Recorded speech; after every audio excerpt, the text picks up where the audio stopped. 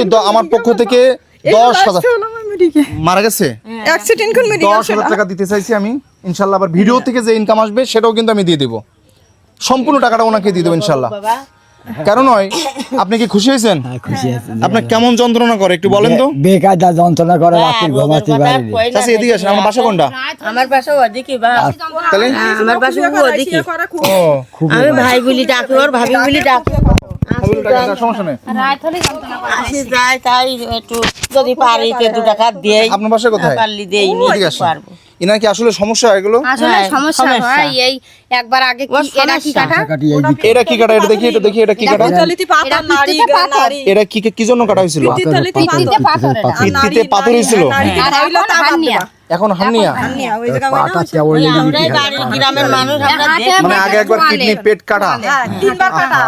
তিনবার কাটা আচ্ছা আমরা আর কিছুই বলতে চাই না ইনশাআল্লাহ। পরবর্তীতে উনি যে হাসপাতালে উনি দেখবেন রোগ ব্যারাম আছে ওনাকে। তারাই জানে যে ব্যারামের তো জ্বালা। আমি কি 5 রকম ব্যারাম, এই পা আমি ব্যারাম নিয়ে ঘুরতে আব্বা পারি। কেবল কালকে ওনারা হাসপাতালে ভর্তি করে দেন, তারপরে দেখবেন কি করা যায়। সবাই দোয়া করবেন এনার জন্য, ভিডিওটি শেয়ার করবেন।